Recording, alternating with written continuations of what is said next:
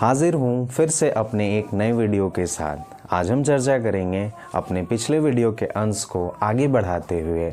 आज हम फिर से चर्चा करेंगे आदरणीय श्री तेजस्वी प्रसाद यादव जी के बारे में कि कैसे उन्होंने राजनीति में अपने पांव जमाए। वर्ष 2010 तेजस्वी यादव जी का पहला चुनावी भाषण। वर्ष 2013 लालू प्रसाद यादव जी के चुनाव लड़ने पर पाबंद होने के बाद वर्ष 2014 के चुनाव में तेजस्वी यादव जी ने अपनी सक्रियता राजनीति के प्रति दिखाई और पार्टी उनकी 4 सीटों पर लोकसभा चुनाव में जीती। वर्ष 2015 तेजस्वी यादव जी का पहला विधानसभा चुनाव इलेक्शन। तेजस्वी यादव जी वैशाली जिले के राघोपुर विधानसभा से बीजेपी के सतीश कुमार राय को 22,733 मतों से चुनाव हराते हैं। यह वही सतीश कुमार राय हैं जिन्होंने आदरणीय श्रीमती राबड़ी देवी जी को 2010 के विधानसभा चुनाव में हराया था। यहीं से तेजस्वी यादव की विजय गाथा की शुरुआत होती है। वर्ष 2015 में चुनाव जीतने के बाद तेजस्वी यादव जी पहली बार बिहार के उप मुख्यमंत्री बनते हैं, लेकिन 2017 में मुख्यमंत्री आदरणीय नीतीश कुमार जी के पाला पलटने के कारण उनका यह कार्यकाल 5 वर्षों तक पूरा नहीं हो पाता।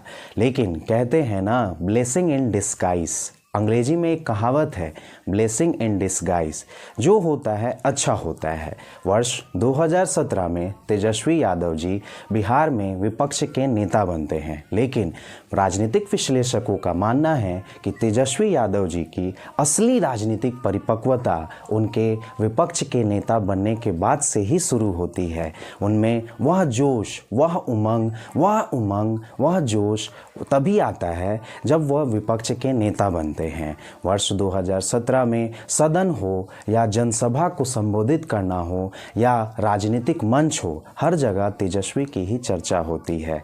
इसीलिए हम कहते हैं कि समय कभी खराब भी हो तो हमें उसे हंसकर अपना लेना चाहिए। तेजस्वी यादव जी ने भी यही किया और वर्ष 2020 में फिर से कोरोना काल के समय पिताजी की अनुपस्थिति में तेजस्वी यादव जी ने अपनी पार्टी को सबसे ज़्यादा विधानसभा सीटों में जीत दर्ज कराई और अपने नाम एक बड़ी उपलब्धि हासिल की।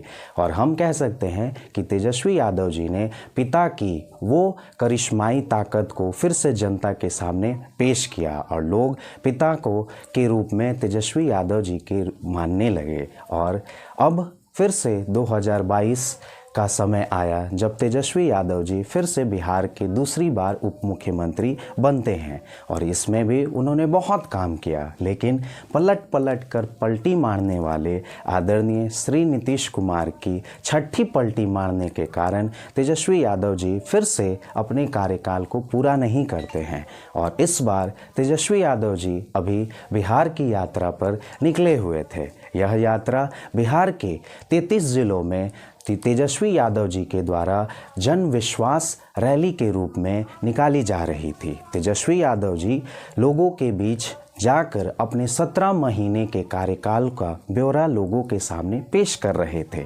यह रैली इनके लिए खास इसलिए कारण से थी क्योंकि वर्ष 2019 के लोकसभा चुनाव में आरजेडी शून्य पर आउट हो चुकी थी और तेजस्वी यादव जी के सामने अपनी पार्टी को 2025 के विधानसभा चुनाव और 2024 के लोकसभा चुनाव में पार्टी को एक मजबूत स्थिति के रूप में लाना है। तो तेजस्वी यादव जी की जनसभा में भीड़ तो मानो बहुत हो रही है, लेकिन क्या यह भीड़ वोट परसेंटेज में इजाफा करेगी? क्या यह भीड़ तेजस्वी के मनोबल को ऊंचा करेगी?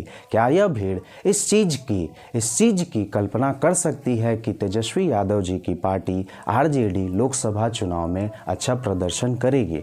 यह तो देखने वाली बात है, लेकिन आज हम यह मान सकते हैं कि तेजस्वी यादव जी की भीड़ मानो मोदी जी की भीड़ के बराबर तो नहीं, लेकिन मुकाबला अच्छा दे रही है।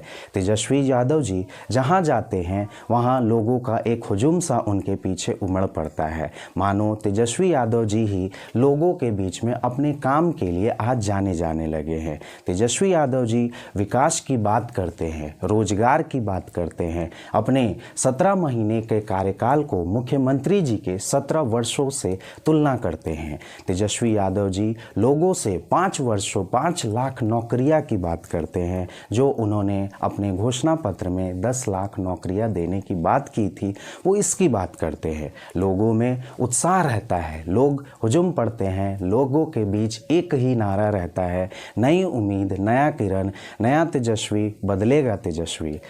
नया बिहार तेजस्वी आएगा, जरूर आएगा। और इसी वक्तव्य के साथ तेजस्वी यादव जी 3 मार्च को फिर से बिहार में एक महागठबंधन की बड़ी रैली करने जा रहे हैं, जिसमें उन्होंने उन तमाम बिहार वासियों को न्योता दिया है जो यह चाहते हैं कि बिहार में कुछ बड़ा बदलाव हो, बिहार में भी नौकरियों का अवसर पैदा हो, बिहार के युवा भी बाहर न भटके, बिहार के युवा को भी लोगों को यहाँ रोजगार उपलब्ध हो। तो तेजस्वी यादव जी की यह सोच इतनी सफलता हो पाती है, इस सोच में हमें आगे देखना होगा कि तेजस्वी यादव जी को लोकसभा चुनाव परिणाम क्या आते हैं।